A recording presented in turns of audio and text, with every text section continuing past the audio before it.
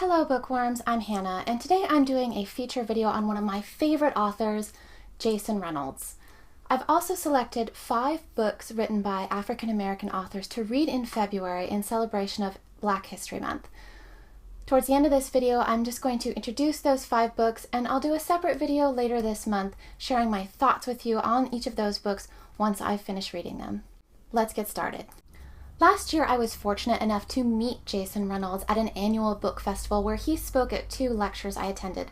The first lecture concerned writing for middle graders and young adult audiences, and the second lecture talked about a need for more diverse books for young readers. From the moment Jason started speaking, he just radiated with likability. I especially liked how reverent and loving he was whenever he spoke about his mother.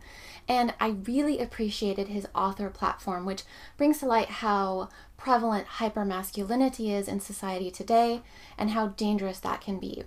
He hopes through his body of work to teach young people that it's okay to feel emotion and it's okay to express emotion, and he hopes to guide young readers to learn ways to express their emotions and process their anger and fear in healthy and productive ways.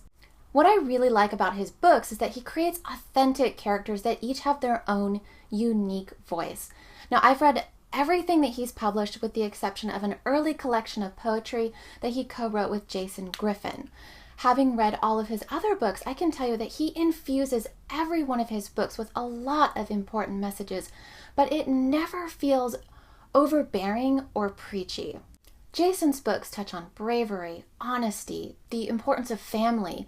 He tackles difficult and weighty subjects like racism, bullying, racial profiling, gun violence. Of all of his books, my least favorite is probably The Boy in the Black Suit. This is a YA novel about a boy named Matt whose mother just passed away. Matt spends a summer working at a funeral home learning to process sorrow and loss. This book reads like a permission slip to grieve. I really enjoyed When I Was the Greatest, which is a YA novel about a boy named Allie Brooks. Allie wants to attend a party that's for an older group of people. He and his friends do some questionable things in order to attend that party. The party doesn't go as planned, and Allie is confronted with some difficult lessons about hypermasculinity and the dangers of gun violence. This book touches a lot on the importance of family and the complexities of friendship, and it takes a good hard look at what it really means to be a man. Jason's latest book is Ghost, which is the first book in a new middle grade series. It follows a boy named Castle Crenshaw, who's a really fast runner. Now, the first time that Castle ran as fast as he could, he was running for his life. By a happy accident, he finds his way onto a track team where he learns to process his anger and fear in healthy ways. Now we're getting to the books by Jason Reynolds that I absolutely love. The first book is All American Boys, which is a YA novel Jason co-wrote with Brendan Kiley. I purchased this book when I met Jason at the book festival, and I was fortunate enough to get my copy autographed, so this book is near and dear to my heart. All American Boys follows the story of 2 teen boys. The first is Rashad Butler, a young black boy who is wrongfully accused of stealing and brutally beaten by the police officer who arrests him. The second boy is Quinn Collins, who's white, and Quinn witnesses Rashad being beaten, but he doesn't know how to react to what he saw, and he's reluctant to speak up about what he witnessed. Obviously, with discussion of racism, racial profiling, and police brutality, this book is really relevant. What I love about this book is how 2 very different perspectives are conveyed evenly. This book makes no apology for being raw and honest. The second book that I love is a middle grade novel called As Brave as You. This is the story of a boy named Jeannie Harris and his older brother Eddie having to spend the summer at their grandparents' house where there's no internet, no television, and a whole lot of chores that need to be done. One of the central figures in the book is Jeannie's grandpop, who's a strange person that spends a lot of time in a secret room of his house. Jeannie spends the summer puzzling out the mystery of his grandpa and his secret room. What I love about Jeannie is that he has a tenacious curiosity. He's constantly making lists with questions and observations about the world. By the time I finished reading this book, I had a few questions of my own. Question number 489. Why is the world so much more interesting through the eyes of Jeannie Harris, questionnaire extraordinaire?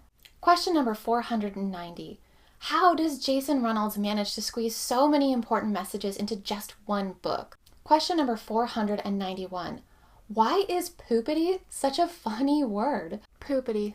Jason Reynolds has been a National Book Award finalist for young people's literature. In 2015, he won the John Steptoe Award for New Talent. 2 of his books have been Coretta Scott King Honor Books. Ghost was a National Award finalist. Kirkus gave both Ghost and As Brave as You a starred review and listed both of them among the best middle grade novels of 2016. I could keep going, but I think you get the idea. Jason Reynolds is a talented writer. His books are worth your time and money, and he is definitely an author to keep an eye on. If you're not sure where to start with all of these wonderful books, I highly recommend All American Boys, followed by As Brave as You. At the beginning of this video, I mentioned 5 books written by African American authors I'm reading in February in celebration of Black History Month. I'm just going to introduce those 5 books now, and like I said, I'll do a separate video later this month sharing my thoughts on the books once I've finished reading them. The first is a children's book called Freedom Over Me by Ashley Bryan. The second book is a middle grade novel, Brown Girl Dreaming by Jacqueline Woodson, which is written in free verse. The third book has been getting a lot of attention, and that is Homegoing by Ya Jessie. The fourth book is The Underground Railroad by Colson Whitehead. The fifth and final book is Grace by Natasha Dayon. That's it for today. Let me know if you've read any of Jason Reynolds' books and what you thought of them. I'm posting a link below to my Goodreads page. I am on Goodreads almost every day. Who am I kidding? I am on Goodreads every single day. Feel free to pop by and send me a friend request. I've also linked to my Twitter and Instagram below. Thanks, everybody. See you next time.